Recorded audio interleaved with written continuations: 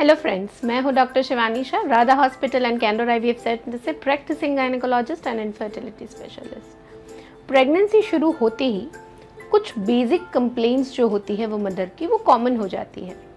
आज वैसी ही एक कंप्लेंट के बारे में हम बात करेंगे, प्रेगनेंसी में होने वाले सिर दर्द के बारे में। जी हाँ, हेडेक एक उतनी ही कॉमन कंप्लेंट है प्रेगनेंसी जितनी कि आपको प्रेगनेंसी में वॉमिटिंग की कंप्लेंट होती है। हेडेक होने के बहुत सारे रीजंस होते हैं प्रेगनेंसी में, जो बहुत ही कॉमन रीजंस हैं और उतने सीरियस कॉम्प्लिकेशंस वाले रीज़न नहीं है, एक आध को छोड़कर। और प्रेगनेंसी में जो सर दर्द होता है वो generally first trimester and last trimester यानी पहले तिमासिक में और आखिरी तिमासिक में ज़्यादा देखा जाता है। जो बीच के 3 महीने होते हैं वो आप लोगों के लिए बहुत ही एक हेल्दी फेज होता है प्रेगनेंसी का।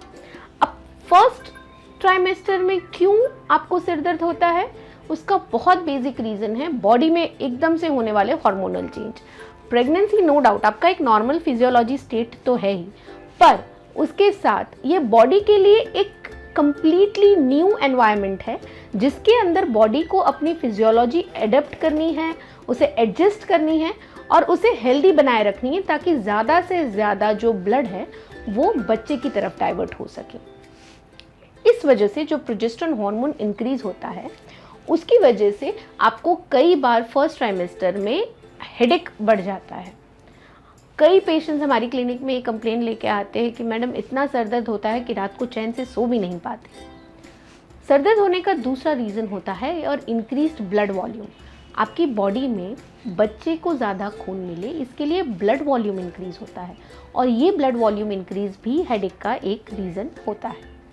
लास्ट ट्राइमेस्टर में अगर आपको हेडेक हो रहा है तो ये थोड़ा सीरियस हो सकता है और इसके लिए आपको अपना बीपी जांच करवाना पड़ेगा। अगर आपका ब्लड प्रेशर शूट हो रहा है, if it is going beyond 130/90 millimetre of mercury, आपको अपना ब्लड प्रेशर डॉक्टर के पास जाके दिखवाना पड़ेगा, उसे मेजर करवाना पड़ेगा और उसके बाद कुछ बेसिक ख्याल रखने पड़ेंगे जो हम आगे के वीडियो में ध्यान में रखेंगे। आज की इस वीडियो में मैं आपसे बात करूंगी सिर दर्द होने के बेसिक कुछ कारण और उसका क्या इलाज हम कर सकते हैं। सबसे पहला कारण होता है सिर दर्द होने का डिहाइड्रेशन और ये फर्स्ट ट्राइमेस्टर में ज़्यादा देखा जाता है। इतनी ज़्यादा लोगों को उल्टियाँ होती है, इतनी ज़्यादा मदर्स उल्टी से परेशान होती है। कई बार मैंने देखा है कि वो पानी का घूंट तक गले से नीचे नहीं उतार पाते, एक गिलास पानी पिया और तुरंत उल्टी हो गई। तो ऐसे केसेस में बॉडी डिहाइड्रेट होती है। जब आपको इतनी ज़्यादा उल्टी हो रही है, जिसे हमारे लैंग्वेज में हाइपरेमेसिस ग्रेविडोरम भी कहा जाता है, अपने डॉक्टर के पास जाइए और हो सके तो इंट्रावेनस फ्लूइड ले लीजिए, आईवी फ्लूइड ले लीजिए। आपकी बॉडी अगर हाइड्रेटेड रहेगी तो आपको हेडेक भी कम होगा। Frequent small sips of water, थोड़े थोड़े टाइम में 2-2 घूंट पानी के पीजिए। एक पूरा ग्लास एक साथ अगर आप गले से नीचे ना उतार पाए तो हर आधे घंटे में 2 घूंट पानी, हर आधे घंटे में 2 घूंट पानी पीजिए। अपने आप को हो सके उतना हाइड्रेटेड रखिए। दूसरा कारण होता है हाइपोग्लाइसेमिया, शुगर कम हो जाना। अगेन वॉमिटिंग की वजह से खाना ही नहीं टिकता है पेट में। कुछ पेशेंट्स हमारे यहाँ आते हैं और कहते हैं मैडम खाने का तो इतना मन करता है पर क्या करूँ, कुछ भी खाऊं बाहर निकल जाता है। ऐसे केसेस में आपको हाइपोग्लाइसेमिया हो सकता है। अगर आपको डायबिटीज़ नहीं है तो आप अपने पास एक ग्लूकोज पाउडर रखिए या पार्ले जी के बिस्किट्स रखिए। कुछ ऐसी सडन सप्लीमेंट्स की अगर आपको ज़रूरत पड़े तो ऐसी चीज़ें अपने पास अपने पर्स में रखिए कि आपको कभी हाइपोग्लाइसेमिया ना हो। और जो लेडीज़ प्रेग्नेंट है एंड वर्किंग मदर्स है उनके लिए तो मैं खास एडवाइस दूंगी कि अपने पर्स में एक छोटा सा बॉक्स रखिए जिसके अंदर आप पार्ले जी के बिस्किट्स रख सकते हैं, चॉकलेट्स रख सकते हैं, अपनी मनपसंद की कोई स्वीट्स रखते हैं या ग्लूकोज की पाउडर रख सकते हैं। जब भी आपको लगे कि अब भूख लग रही है पर उल्टी हो जा रही है, स्वीट मुंह में रख लीजिए। एटलीस्ट आपको चक्कर नहीं आएंगे और आपको हेडेक नहीं होगा। हाइपोग्लाइसेमिया मोस्टली जो कामकाजी महिला है उनमें ज़्यादा देखा जाता है हेडेक का एक कारण। इसके बाद का कारण होता है अगर आपको पहले से माइग्रेन है, आधा शीशी की बीमारी है। वैसे तो प्रेगनेंसी में कहा जाता है कि आधा शीशी के अटैक कम हो जाते हैं, पर कुछ लेडीज़ को माइग्रेन एग्जासरबेट होता है तो ये आपको तीनों के तीनों ट्राइमेस्टर में रहता है। तो माइग्रेन के लिए खास अपने डॉक्टर से मिलिए और हो सके उतना माइग्रेन की जो कुछ दवाइयाँ होती है उसको अवॉइड करनी पड़ती है, वो प्रेगनेंसी में सेफ़ नहीं होती है। तो अगर आपको माइग्रेन पहले से है और अब आप प्री कंसेप्शनल फेज़ में हैं, तो अपने डॉक्टर से सलाह लेके meditation, lifestyle modification, avoiding chocolates and caffeine, इन सब चीज़ों का अपनी लाइफस्टाइल में एडप्टेशन लाइए और उसके बाद प्रेगनेंसी प्लान करिए ताकि आपको माइग्रेन के अटैक्स कम हो। अगर प्रेगनेंसी के दरमियान माइग्रेन आ रही है तो अपने डॉक्टर, अपने फिजिशियन कंसल्टेंट से आप दिखा के पैरासीटामोल की टैबलेट डेफिनेटली ले सकते हैं। इसके बाद एक कारण होता है टेंशन, हेडेक, स्ट्रेस। प्रेगनेंसी एक फीमेल के लिए बहुत ही मेमोरेबल जर्नी होती है, पर उसके साथ अगर आप बहुत ज़्यादा एंग्शियस है बाय नेचर और आप हमेशा यही सोचते रहते हैं अब क्या होगा, बच्चे को नुकसान तो नहीं होगा, क्योंकि हर मदर अपनी तरफ से 100% बेस्ट देना चाहती है प्रेगनेंसी में, तो बेस्ट देने के चक्कर में वो इतने ज़्यादा स्ट्रेस्ड आउट हो जाते हैं कि उनको टेंशन, हेडेक होने लगता है। टेंशन से किसी भी चीज़ का सॉल्यूशन नहीं मिलता। आपकी प्रेगनेंसी सेफ ही है, प्रेगनेंसी आपकी बॉडी के लिए कोई बीमारी नहीं है, ये नॉर्मल फिजियोलॉजिकल स्टेट है, या एक ना एक दिन तो आपकी लाइफ में आना ही था और आप जो भी कर रहे हो वो बेस्ट कर रहे हो और 100% कर रहे हो। बस इसी पॉजिटिव थॉट के साथ अपने पूरे 9 महीने निकालिए, आपको कोई प्रॉब्लम नहीं होगी। टेंशन लेने से आपको दिक्कत बढ़ सकती है, टेंशन नहीं लेने से आप एक हेल्दी मदर, एक हेल्दी बेबी की बन सकती है। सो टेंशन की कोई दवाई नहीं है, उसको अपनी ज़िंदगी में राइट प्लेस पे रखिए, that is out of your life, तो टेंशन मत लीजिए। इसके बाद का एक कॉमन रीज़न होता है साइनस हेडेक। जब आप प्रेगनेंसी होते हैं तब प्रोजेस्टेरॉन के इफेक्ट में नेज़ल ब्लॉकेज हो जाता है, साइनस जो होते हैं वो ब्लॉक हो जाते हैं। तो आप अक्सर अगर अपने इस एरिया को आप दबा के प्रेस करके देखेंगे तो आपको पेन होता है।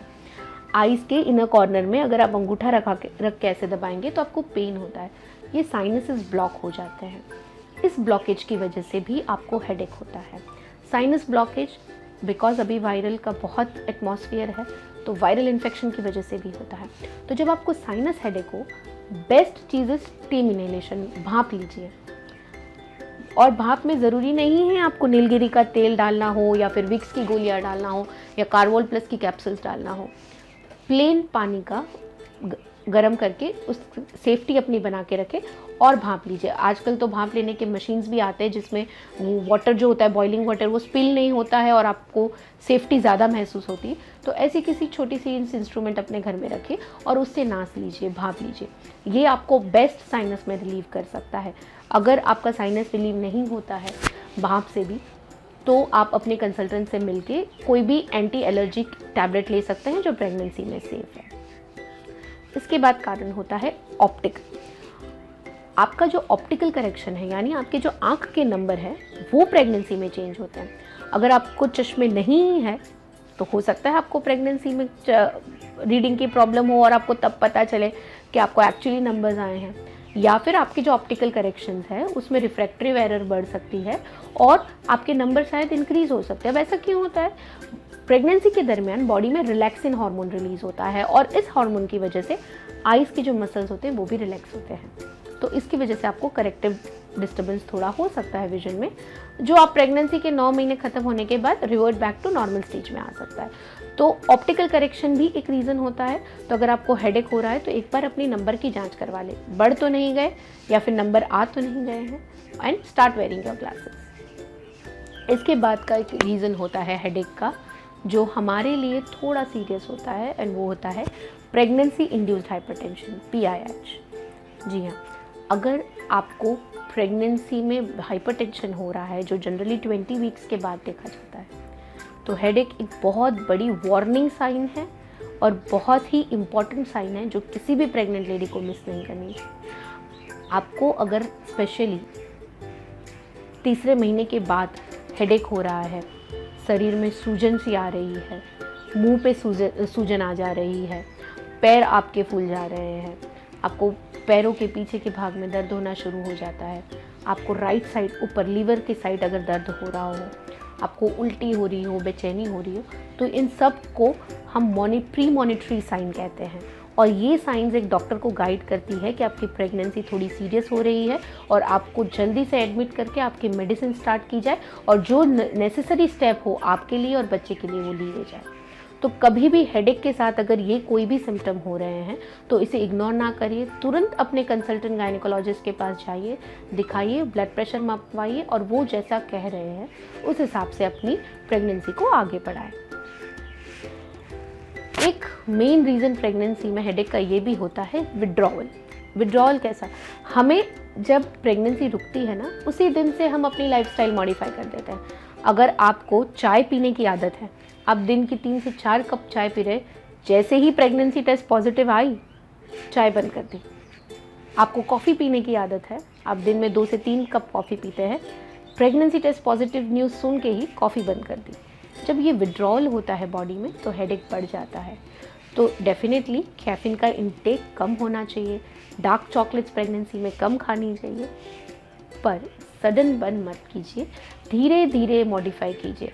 बेस्ट तो यही रहता है कि प्री कंसेप्शनल स्टेज से, प्रेगनेंसी प्लानिंग के 3 महीने पहले से ही अपनी लाइफस्टाइल मॉडिफाई करिए, धीरे धीरे कैफीन, चॉकलेट्स, कॉफ़ी, इन सब की क्रेविंग्स को कम कीजिए। पर अगर आपका एक्सीडेंटल प्रेगनेंसी रुक गई है and then you decide to continue, तो सडन स्टॉप मत कीजिए, धीरे धीरे करके अपनी लाइफ को मॉडिफाई कीजिए और स्टॉप कीजिए, आपको हेडेक नहीं होगा। आशा करती हूँ इस वीडियो में हेडेक होने के जो भी महत्वपूर्ण कारण हैं उनके बारे में आपको जानकारी मिली होगी और आपका हेडेक थोड़ा कम हुआ होगा। बहुत ध्यान से एक चीज़ याद रखिए, हेडेक होना प्रेगनेंसी में नॉर्मल चीज़ है, ये बहुत सी लेडीज़ को होता है।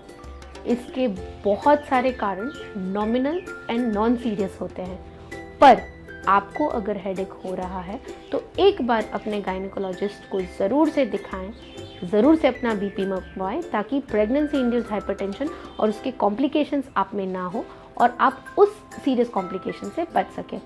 बाकी प्रेगनेंसी एक बहुत ही एंजॉयबल जर्नी है, इसे किसी भी स्ट्रेस को लिए बिना एंजॉय करिए, प्रॉपर स्लीप लीजिए, प्रॉपर अपने आप को हाइड्रेटेड रखिए, प्रॉपर टाइम पे खाना खाइए और एवरी डे जॉयस रहिए, खुश रहिए, आपको कभी हेडेक नहीं होगा।